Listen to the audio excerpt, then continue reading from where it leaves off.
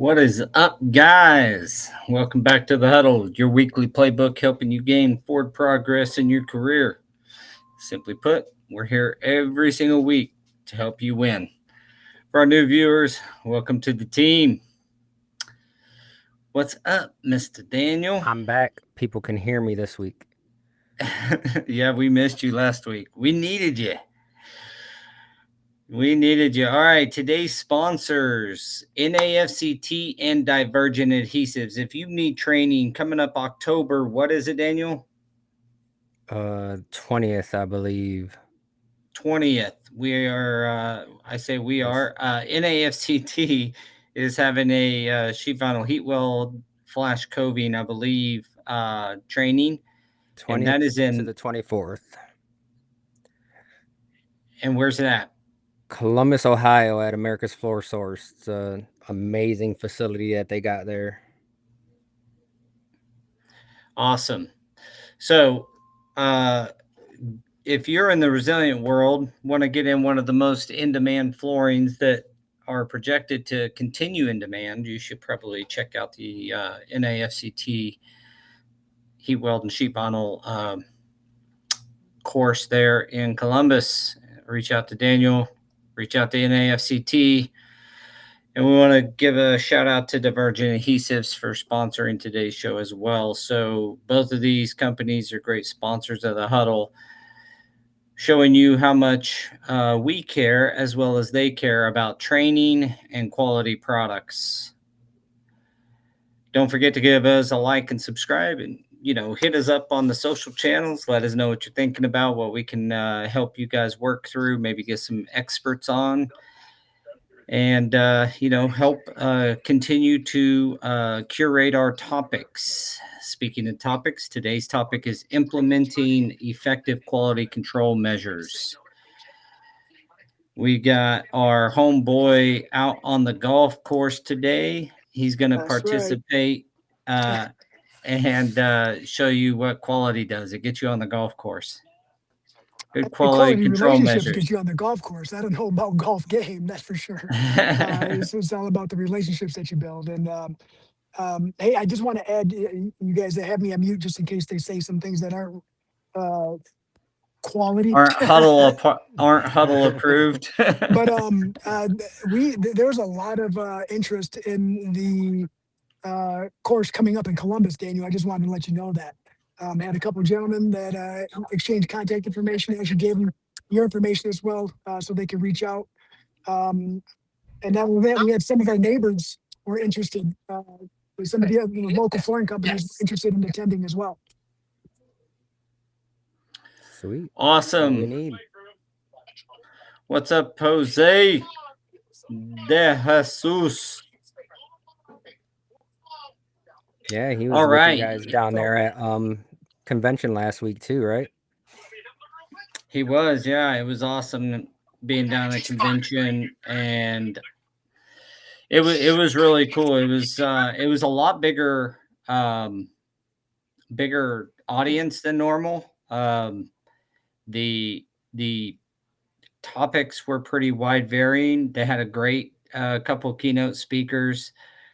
I mean, we had guys doing flips, handstands on freaking like on the podium, which was the most impressive part to me. I forget the gentleman's name off the top of my head. It'll come to me, but he did like did a backflip on stage. Of course, it's all set up as far as like why you do those things, but the speech was really good. It wasn't just a bunch of charades, but he ended up doing all these different tricks and kind of building that into his speech. But he ended up doing a handstand on the podium, which is just a regular little podium, like a little Like square right on podium. top of it, like On top of it, dude, got up, lifted his legs up, boom, complete handstand. His for all of you viewers at home, the point was in that part of the talk was about balancing your life. People believe that you always strive to have a balanced life as if it's a destination, and his point was you're always balancing. And he did some juggling as well. So it was basically about embracing the chaos that, like, when you try to get a balanced, quote unquote, balanced life, that it just doesn't exist. You're over there for a minute, like maybe spending more time with family than you were, but then work demands come in or vice versa. And his point to that handstand was he was never balanced. It was shaking and moving. I thought this would be quite the Like show it, if he eats death, but he did. His whole point was that he was constantly having to balance when So you're is that constant. intentionally off balance, right? Is that what he said? Well, Intentionally it off was more balance. about just like understanding that you're going to be off balance and and you embracing always the have to chaos work of it on it, all. right? Yeah, Yeah. it's a Yeah, constant battle. you're It's never just smooth sailing. It's always and you think of that in terms of just like when I was talking to I just went and measured someone's house, right? And we were just talking about like the kids and it's like, yeah, like got something every single day with the kids, have work, and it's like there's so much work where it's like where do I stop working and then start participating, as far as and what am I making and what am I not going to make? And then a lot of the times it's finding that balance to where it's like, okay, I'm just going to work super late today since I don't have to go get the kids or I don't have to pick them up till like 8:39, and then that gives me time tomorrow to leave at 4:30, 5 o'clock to make it to the 6 o'clock game. yeah. Yeah, it's that constant balancing that Yeah, he it's was bringing up in that. And it was the same. He did some juggling and was like moved more into, he learned to juggle two then three balls, and that the when you're juggling and you add another ball, like that takes a whole new skill. Like you got to learn something new, just one more ball to juggle, and you got to learn something new. But there's always a pattern to this, to the juggle, to life. It was a really great talk. You'd have to go to convention to catch that kind of stuff. Go to the show and get the full the full like experience, delivery of it, right? because obviously I'm not an expert in his take on all this stuff, but he delivered it well and it made a lot of sense. The balance thing really struck me because I own two companies. I've got three kids in the house. I've got two grown kids. I've got Your multiple grandbabies. locations. I've got two grandchildren. And then you try to fit in a football game with I watched my son's football game last night, and trying to fit all of that in, embracing the chaos made a heck of a lot of sense to me. Like, what I really took out of it, and then we can move on, was that you're always you add undue stress when you're trying to strive for balance. Like if you just say, hey, the day is what it is, you make the best plan of it, but when things get kind of crazy and you're off balance, you just get back on balance, Right. and so you're not adding that stress to your life. Like, I need a balanced lifestyle. Truth is that if you prescribe to his take, you're never on balance. You're always trying to It's find it and to embrace that. rolling with the punches, right? It's you just that's what you got to do. It's everything's a constant thing, and that's what we talk about too. In our meetings, it's like you try to be so focused on one thing that if something goes wrong, it ruins your entire day. But if you're always with that constant mindset of, all right, I'm going to go focus on this, but what if something pops up? All right, you got to be able to move quick. Yep. Yeah, and he So, did one more piece of it where he was on a unicycle, showing that thing's never truly balanced. You're always doing it. right. Looks like Jose wants to say something.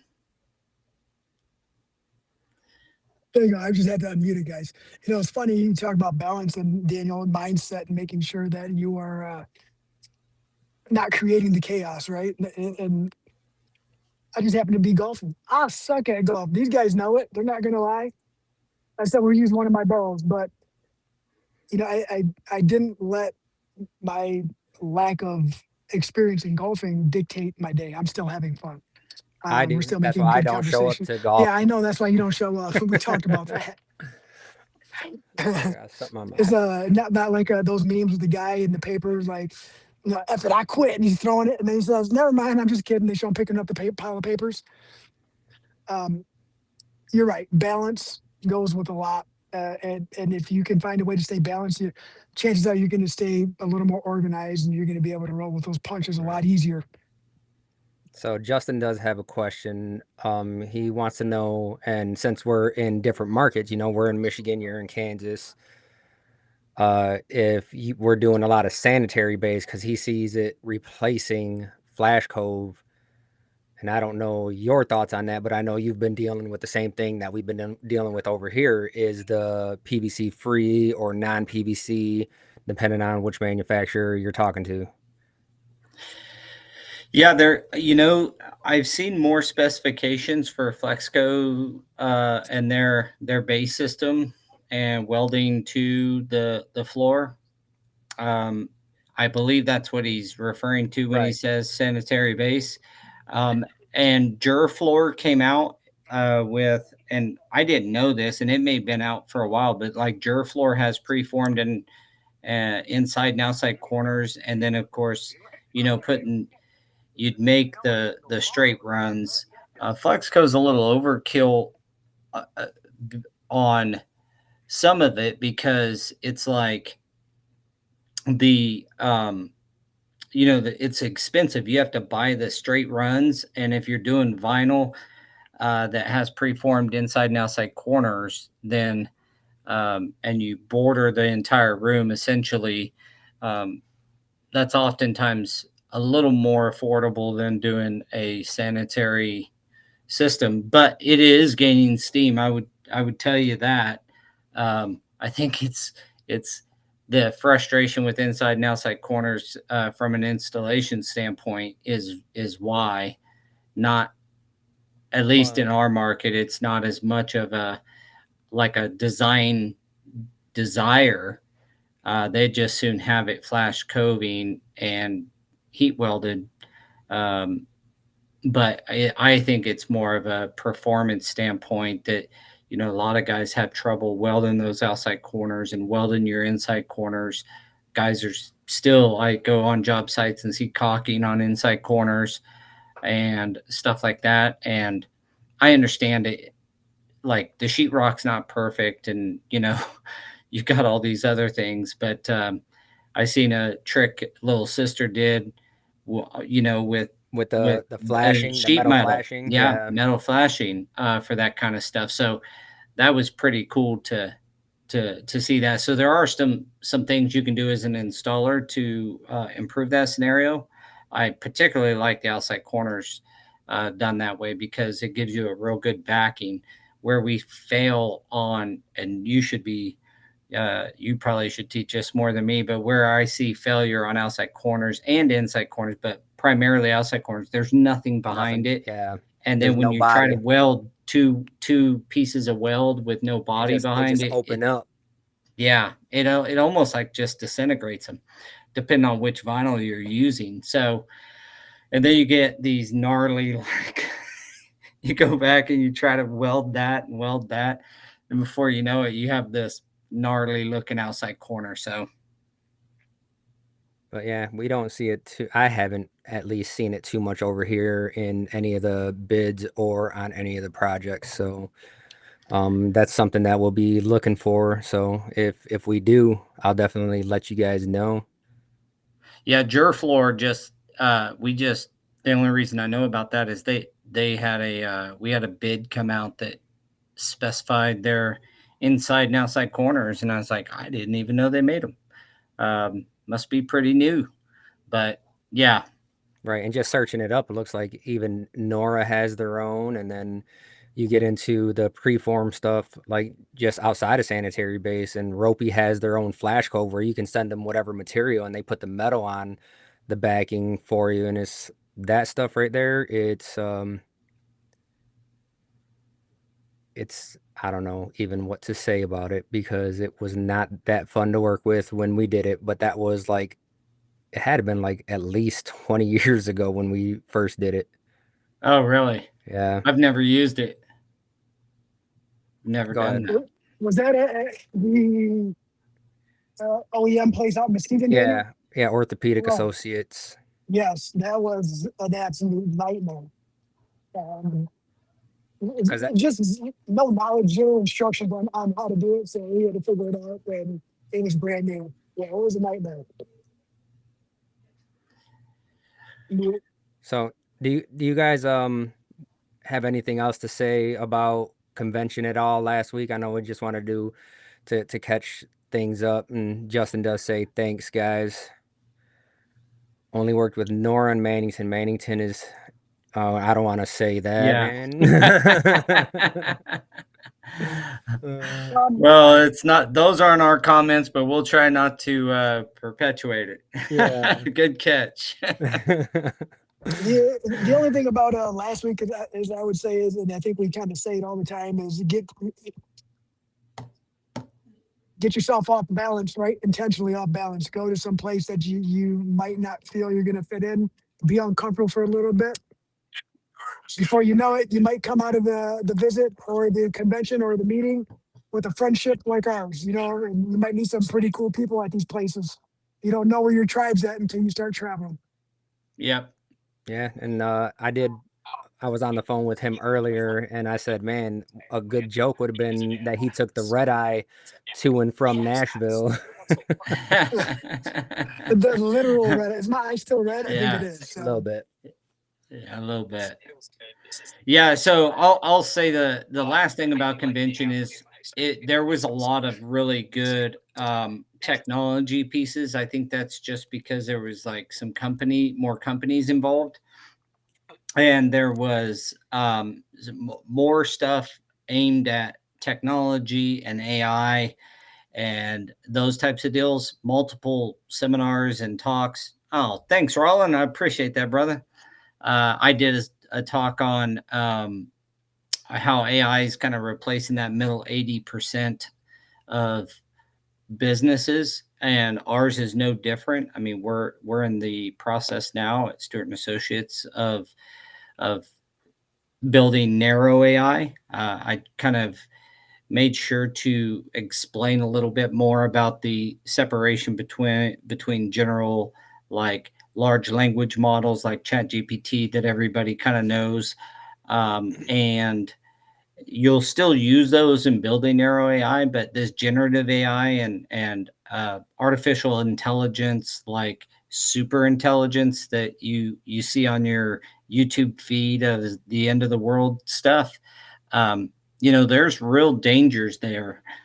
Most of the experts that bring these dangers to the forefront, they really are saying like AI should be utilized for narrow, like very specific things because they can replace people, but not have the harmful effect side if you are designing them to only do one thing at a time. And we're far enough along with general AI that those narrow AI models can be built. You probably have heard of AI agents, and those AI agents are just like employees. You have to train them, sometimes even more, but once they're trained, they never forget, Right. and they And work 24/7 if you want them to. So we're in the process of trying to eliminate a couple of roles in our company and replace them with AI agents and then move those people into more valuable roles. So we're not going to let them go. We're just going to move them into more valuable roles where they can produce more benefit for the company, more roles that are more personally fulfilling than just data transfer and placing purchase orders, the purchasing and that kind of thing. So there was a lot of that, and it was cool to to see a lot of that. And then you get like you and I, Daniel, and your brother were, and many people were in business, but in the flooring business, but we also installed. So I also got to get my geek on to go watch Novalis put on, their seminar installation stuff. And so there it was a really good mix, probably the best mix of both worlds if you're wanting to be in the flooring business, but also you're an installer. It was really valuable. Right, in which a lot of the guys are, right? So it's really beneficial for everyone. So, you know what? You reminded me real quick, and I'm sorry, I don't mean to drag that on, but the ripples of the national event are still happening right now via LinkedIn. Mr. Joseph Richards had asked a question about how Daniel and I are utilizing AI, because he was actually there an extra day because he heard that Daniel was going to speak initially, and then that changed. So he stayed an extra day there. He wanted to hear Daniel's thoughts on AI because he's an avid listener. And thank you, Mr. Richards. We appreciate that. And the conversation on there is based off of the conversation that he and I had for a few minutes on how we're utilizing AI to kind of help us out with some of our takeoffs and our bids and some of that process. Where you can make one person can be many if you do it right. And you, like you said, Paul, you got to teach it, and then it don't forget. Mhm. It still makes mistakes, but it don't forget. Yeah. Yeah. Once you've caught all the pitfalls and the problems, boy, it can produce and produce the way you want every time. Now, there's always stuff humans change, and then so your agent has to change. But the key is that once you train it and you've trained it properly, it's it's a done deal.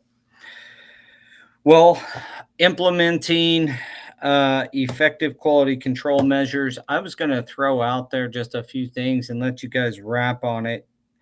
The way that I thought through this in my notes was set expectations with your crews. So, guys are really probably sick of hearing me say, hey, this is a really important client of mine. I don't want any issues. If you have any problems, you call me. I'll be there or I'll have somebody come. We don't want to do anything that, you know, we need to get this job done effectively and efficiently, but it needs to look awesome. So if you have any problem, I'm always setting that bar as high as my expectations are. Proper job setup. So, making sure that the everyone is kind of, you send a crew out that, you know, if they're focused on their installation and not so focused on dealing with the superintendent and schedule and stuff. And for my company, our PMs manage that deal to make sure that the project manager at the firm or whoever's running the project is trying to stay out ahead of us, and that they have their HVAC on, and that the buildings, they give us time to do our moisture tests, and everything's like ready for the crew to go out and effectively install. And then client management or client expectation management. I see that as a really, really important one. It could probably be number one because often we'll get something and our customer has this idea in their head of perfection and or how it's going to look, especially when you're doing some custom stuff. And so explaining to the client some of the things not to be expecting up front, have it may cause you to be in a discussion with your client. Even if it's a homeowner, oftentimes they have this visual in their head, and you want to draw that out and make sure that you know what they're talking about or what they're expecting. And when you know what they're expecting, you can kind of manage those. And then, last but certainly not least, and could also be number one, is crew training and equipment. So, proper training for your crew, or you yourself as an installer being properly industry standard trained, having a VTI, and having the right equipment. So Right. I just wanted to puke all that on you, Daniel, and let you Oh, respond. and not only that, right? We talk about the salesman training quite a bit, because if you catch things early on, Like you get ahead of that quality control right away when it's like, I know this is going to happen, so let me get ahead of that. And that's kind of the double-edged sword when you're bidding stuff, though, is because you know it's going to happen, but you have to bid it almost like you don't because you know everyone else is going to leave it out. Yeah, that is, man. You just hit on something that's the the hardest part. I was telling some people, I think I've said it on here plenty of times, but I wish we did it here the way they either used to or maybe still do in Europe when they're building a commercial building is they take the closest to the average is the winning bid, not the low bid and not the high bid, but the closest to the average. And so you're always trying to just bid the job properly then and not trying to like I To know what you taught. I mean, exclude a what we bunch of do. stuff. Yeah, you look at the deal and you're like, oh, this is going to have that, but it's not specified. And if some other estimator on the other side of the city is not a old installer, doesn't understand how hard that's going to be or why that's going to be needed to be done, whatever the scenario, and you include it, well, you just priced yourself out of the bid, and you're not even having that argument with your Right. client anyway. But it is it's conversations that I like to have sometimes, ahead of time, to where it's like, hey, I know, like, this isn't going to be included, but just when you go through walkthroughs, and this is where people start remembering you too. It's like, this has got to change because what you guys have spec just isn't going to work. And then, yeah, I can put in an RFI, but they're not always guaranteed to come back before the bid is due anyways. Yeah, So if you get enough time to get an RFI out and get it appropriate, the appropriate time in around here, it's 10 days. Well, sometimes you don't even have that long I'm not when you even get the opening up invite. the drawing sometimes in 10 days, You know what? Right. It's funny you guys are talking about that, and I'm sorry I'm packing up my golf cart right now, but I turned my video off because I'm walking around. But I got one of those phone calls today. Right there was a lot of items on there like, hey, I'm including this, and but I flat out told myself I feel like I'm going to price myself out. And you know what? He called me today and said, hey, I need you to meet me on the site so we can go over a couple things and make sure that you're on par and we're both happy so we can pull the trigger. But it was about being open and transparent, and I was able to look at that project like an installer and still bid and still be fairly competitive. I'll tell you another thing that does work, and I know this is maybe going spend a lot of time on the one thing, but when you if when I find something that like my conscience won't let me leave it out type deal, then I just separate it. I Yeah, give I them a put base it as an bid per alternate. plans and specs, and I put voluntary alternate A to, you know, do XYZ. Like if you're going in Flash Cove, for example, around in a remodel, and it's got like carpet. Well, you should know you're going to have to remove adhesive, probably grind the floor, but at the very least, remove adhesive, prime it, skim coat, that kind of thing. But I have yet to find where, if it wasn't planned for sheet vinyl, I always have a problem with this sheetrock being too high. Yeah. So I figure on filling all the way around the room, and I just put like filling sheetrock gap at floor to wall transition. Uh, because if your cove doesn't have anything to attach to, I mean, what can you do? So your cove stick.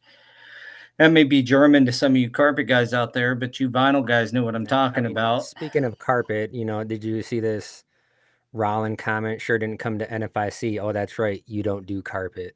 But the crazy thing is that we have 3 people that are NFIC certified over here. So Yeah, boy. so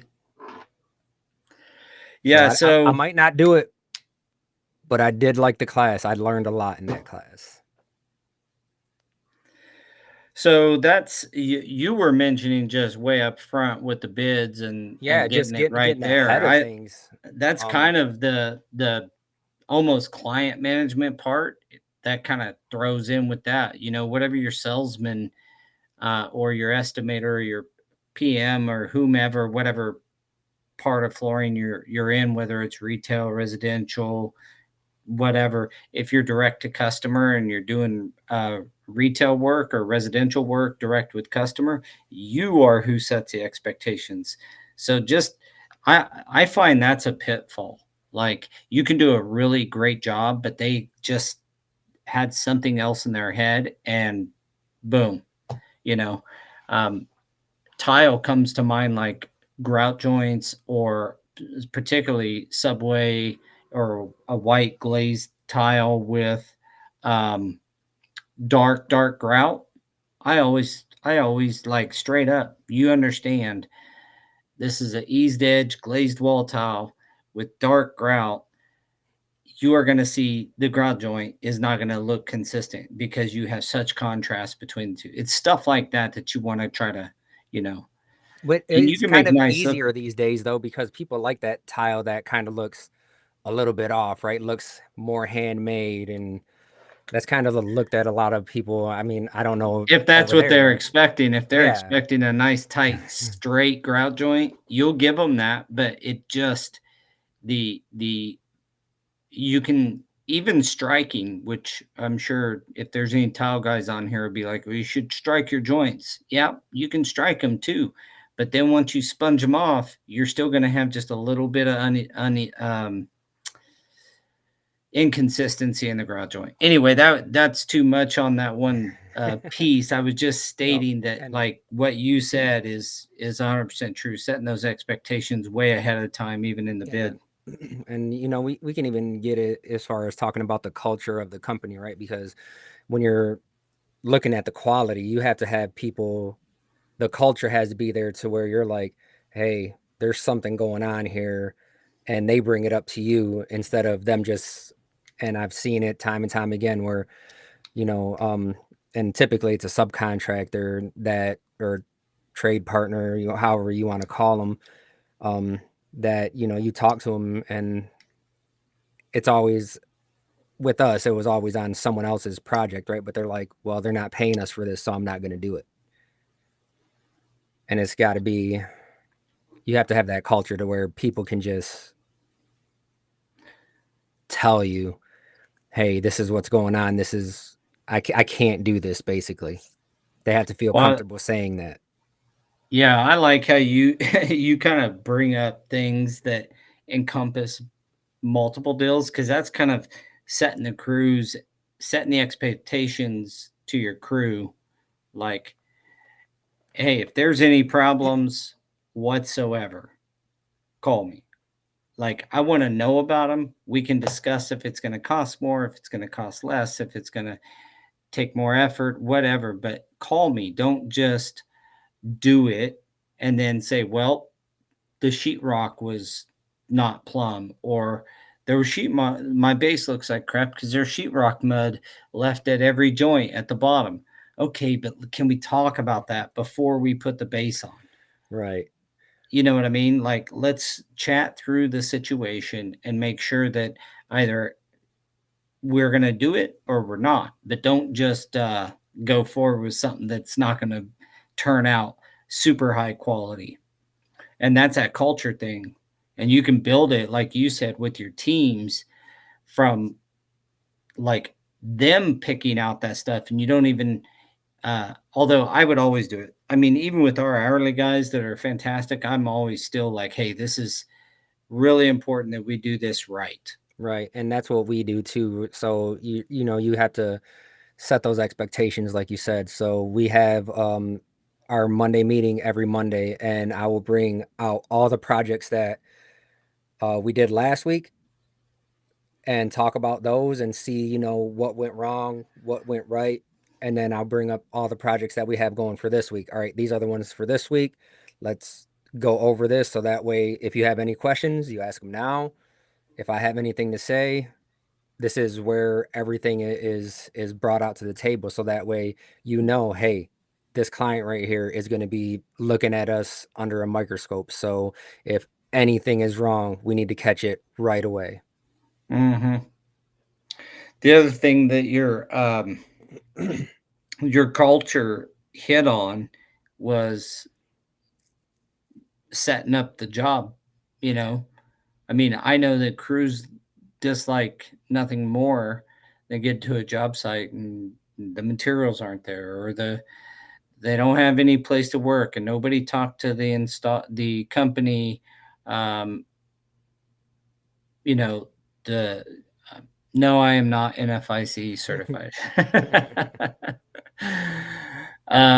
But getting that falls under company culture as well as that job setup, like RPMs, making sure that the crews are going to be most efficient.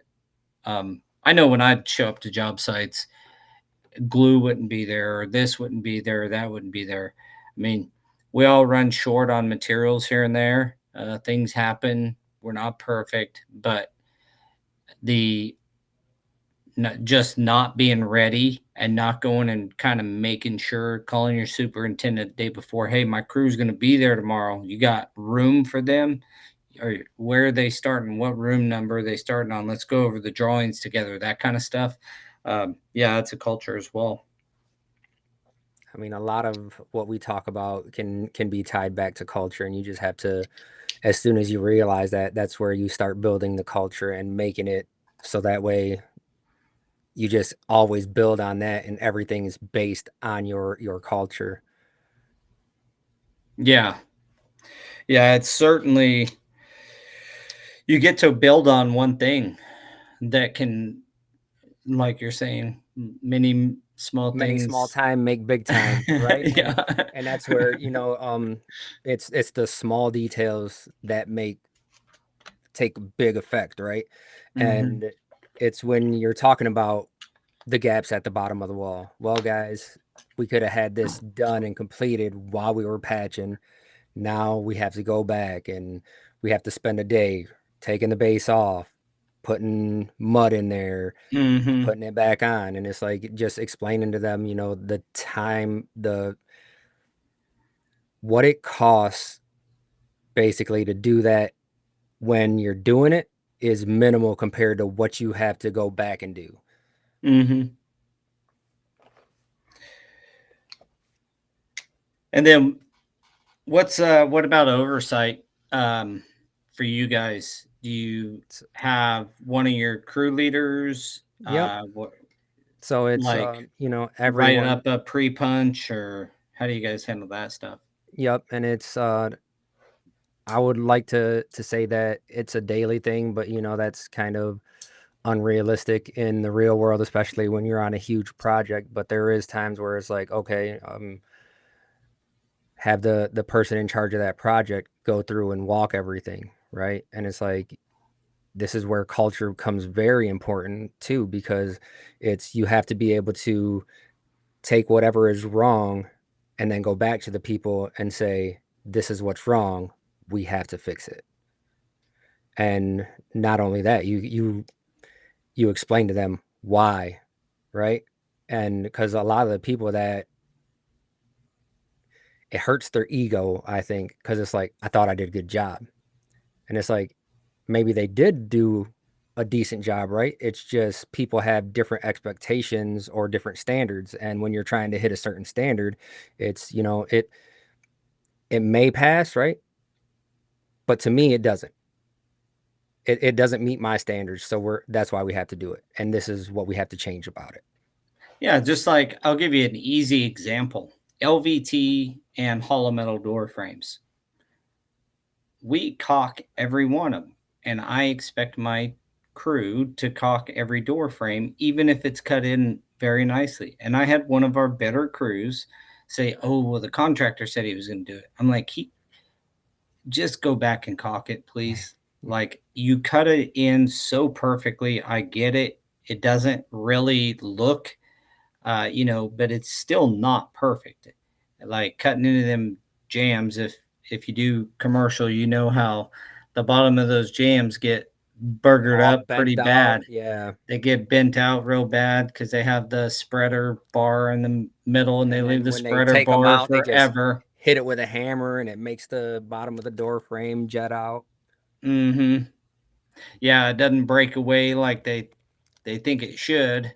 I don't think they're really designed to do that. You should cut them with an oscillating tool. But that stuff happens, and the bottoms of those door jambs are jacked up a lot of times, and so it's just best to caulk them. All that being said, what I'm driving at there is that it just gives setting that expectation for your crew, and um, they may have done a good job to your point earlier, Daniel, but it was just a little bit incomplete, right? It just didn't quite check the box for me. It has a check every single box, and if it doesn't, it's like, let's rework it a little bit. Yeah. It doesn't mean you did a bad job. It just means that, hey, we need to kind of tighten things up a little bit, you know? So company culture is probably the biggest one that can affect a lot of these things. Company culture and training, which almost anything you do could be put under the umbrella of company culture, right? Like even having a culture of training, that kind of stuff, it can be put under company culture. But um, company culture, training, and then salesman, client, expectation management. What other equipment? Speaking of equipment, not today's sponsor, but Shag Tools is a proud sponsor of the Huddle. And if you need equipment, go over to shagtools.com and get you some. Use the coupon code Huddle10 for 10% off. Amen. And guess what? I told everybody here to use Huddle 10. Nice job. So I heard everything you guys are talking about. Sorry, I just didn't want to interrupt with all the video going everywhere and the noise. I'm actually leaving early. They're doing the raffles right now, but I also got a football game in a little bit. Talk about balancing life all the time. Right. Sometimes. So what's your take on the quality control measures we talked about, Jose? Do you have any input there? It's Or did we do a great job? You guys did a great job. No, you guys went over a lot of things, but essentially, right? Like my take is it's about consistency, right? The same way we're on here every week, it's about being consistent. It's about starting with your guys, holding your making sure that you're doing your best to hold people accountable for their part, and also having the teammates back, all the way to making sure that communication is happening across the board. Could we be better? 100%. Is there going to be mistakes? 100%. Is it going to get better? Yes. Right. But it takes everyone. It like the culture. It takes everyone in that tribe, in that company, in that building, and that's not my job mentality really doesn't help build the system, but if everybody does their part, then it's easier to recognize the faults and where the holes are and how it can all be better. It's just open communication. Daniel's been really good at that. I'm still a little bit brash when it comes to delivery. I'm like to the point. I don't try to tiptoe around it. Like, no, didn't like it. But I do pass on. I do pass on when our clients are absolutely ecstatic and happy with everything, right? Like that is one thing that when everything falls into place, communication is great, the installation goes well, the experience altogether is good. I pass that information on right away because that's what it's all about.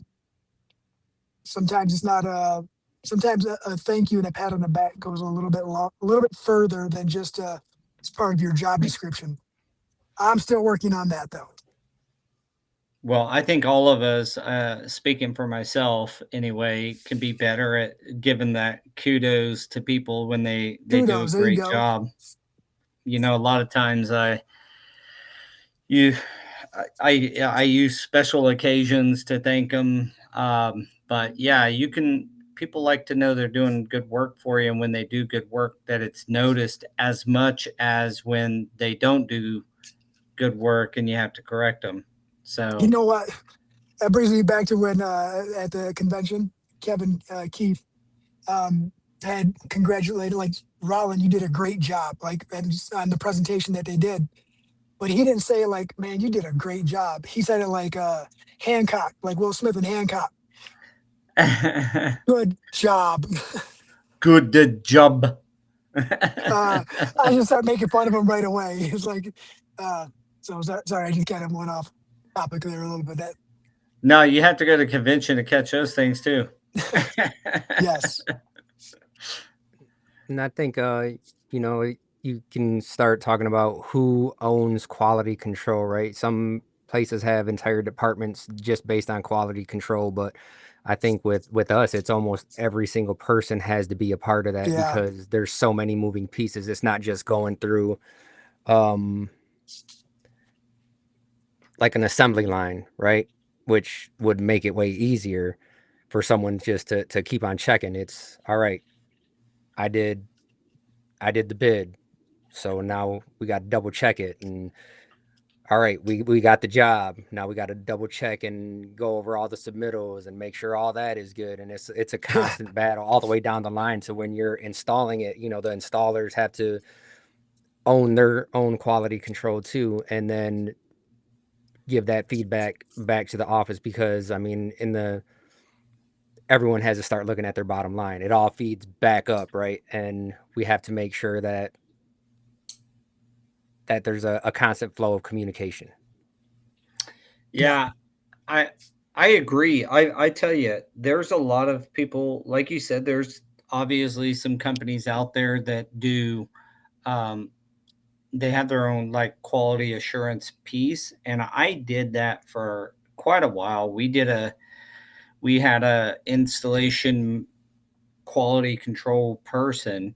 Um the the thing that I find more effective though is the expectation of the crew being there, and then you come in as the project manager. I go to my jobs at least once or twice throughout the duration of them, depending on the size, obviously, and just show up and write a pre-punch early that will kind of help set that tone as well.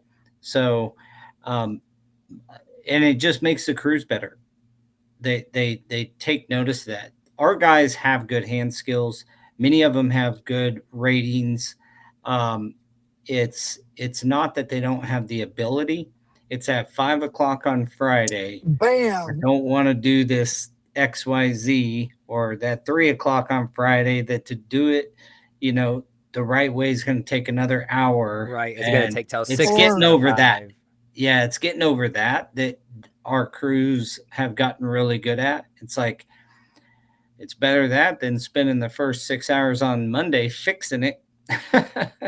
you know? that's a hard thing to learn, right? Like, I get it, right? Like everybody's life is important, and you have a lot of things at play, and everybody's got to put themselves first. But when you recognize that that mentality hurts the company, the crew, depending on the size, maybe you don't recognize it until you're the one that's most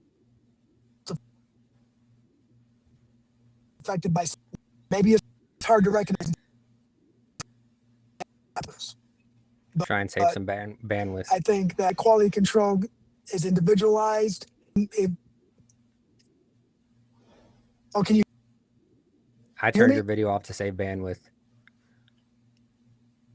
You're breaking up a little bit.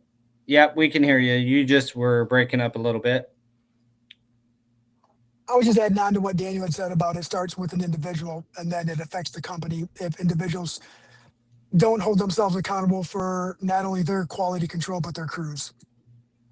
Yeah, I agree. I'll tell you another, just a side bit to this is how you talk to the crew about the deal. If you come at the crews, um, the way that a lot of the Facebook people go at people when they are looking at their work or they're judging, like that never works. It doesn't, it may, you may get that particular thing fixed, but if your goal is to demean the guy or the girl, the installer, if your goal is to demean them, then you got the wrong mindset, or to show them how much better you are than they are.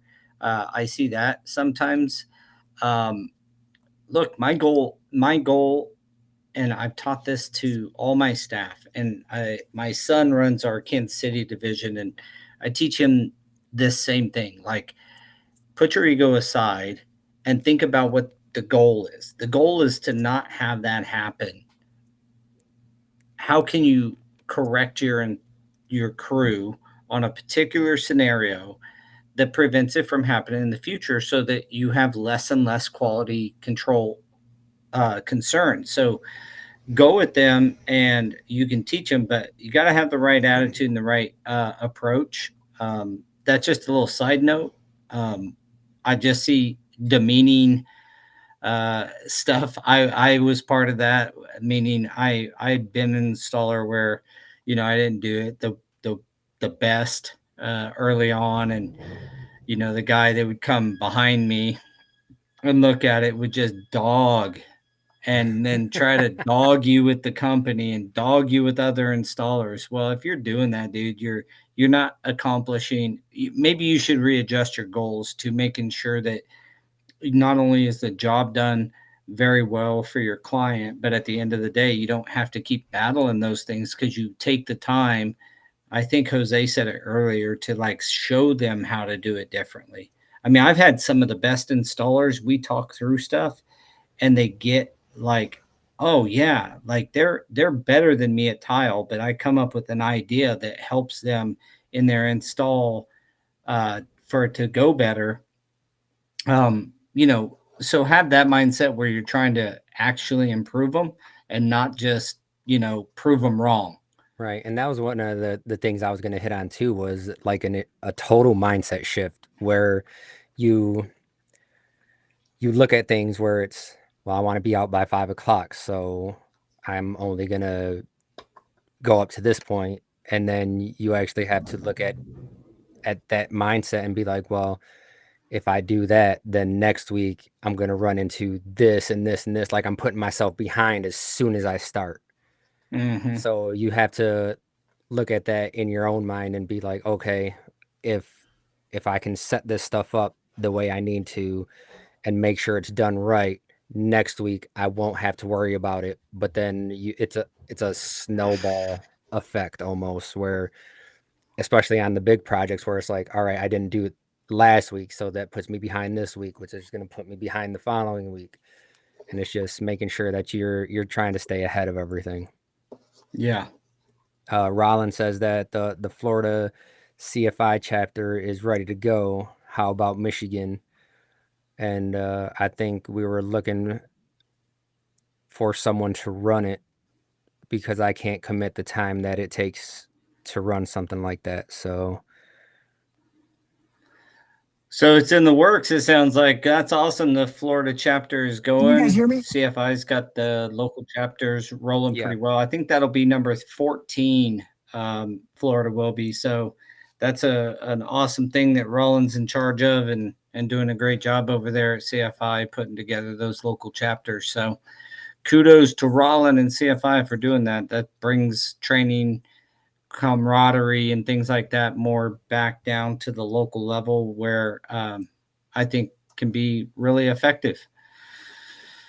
And like we said, that's one of the most important things, having trained crews. I don't care how nice you are, how well you motivate or coach along. If they don't have the skills, they don't have the skills. So make sure that's at the forefront of your agenda, is to make sure your crews are trained, right. and that you're getting them. A little bit of my talk was about accountability. How we tend to think that uh, um, accountability kind of has a bad name, where we think of it as judgmental. It's almost got Yeah. all these negative connotations, but uh, accountability is just literally the ability to account for something. So it's like having systems It's in in the place where name. yeah, where you have the ability to account for that particular installer's skill level. And if you have systems like this in your company, there's obviously the VTI that will do this for you. But if you don't use that right now, you will in the future. But if you don't use that right now, use a spreadsheet or something and judge their. I know that a really good company I used to look up to had scorecards for each one of their guys, like laminated scorecards, and had their, like, they knew how good their guys were out in the field and where they're falling down. And if something got done not great, they could pull out that scorecard for that particular guy and be like, "Man, you should know better. You know, you were XYZ and XYZ," pointing out that he had been trained on those particular items. And so it's like that's essentially what we're doing at the with the VTI is just giving you a scorecard and the ability to account for your crew's abilities, and then have good way to increase those abilities and their skill set. So Yeah, I mean, got to start somewhere, and accountability is huge. It's not, like you said, it's just everyone has accountability with something. It's just putting it down and letting everyone know what it is. But I mean, I did want to bring this other QR code up, scan this and let us know what content you want to see on here. We did pop this up last week, popping up again because we're always looking for everyone's input to make sure that we're delivering the best possible podcasts, and then in the future webinars that we can, we want to make sure that they're beneficial for everyone. So if you can, scan that and give us some feedback. yeah, jump We on. want to hold ourselves accountable for the content that we're putting out and Well, make sure this that is our ability to account right here. Is like Daniel was saying. We want to hear from you guys. We want to bring relevant, important topics that you care about. And without your input, we don't know. Other than our experience, which by itself is not sufficient, honestly. So otherwise, we kind of work together to get topics, but we will get them one way or another. It's always best if it comes from you guys, though. Yeah, and one thing is too is topics. We try to be as proactive as possible and try to bring information and provide information that is valuable to everyone. But what are some of the struggles that everybody is going through right now? Right? What do you? We're about to hit wintertime. Is there anything during the winter months that where you have a hard time finding work? Were you looking for work? How you going about it? We have some of those struggles too. Um, how can we find a solution? Managing the work during those periods of time when so many people are off. There's a lot of things that can go into it. If you guys are interested in any of that, scan the scan the QR code on the QR. screen, and yeah, give us your feedback. Let us know what you're thinking about and what your current challenges are, and we'll do our best to address them. And if we don't know, we'll bring on an expert that can help us out. So, And we didn't win the bid on the sea limit, Daniel. Oh, the sea limit, the climate. all right. Well, that is bringing us to the end of our podcast here. We want to thank everybody for commenting. We really love all the topics that you guys have suggested in the past. So, again, scan the QR code and give us some ideas. Dan, and if you could, I appreciate that, my man, about the AI. And if you want to scan that QR code and shoot it onto that topic. I know it's a little extra work for you guys, but it really helps us curate this stuff properly. I want to thank our sponsors, NAFCT and Divergent Adhesives today. Give them some love, guys. Get trained.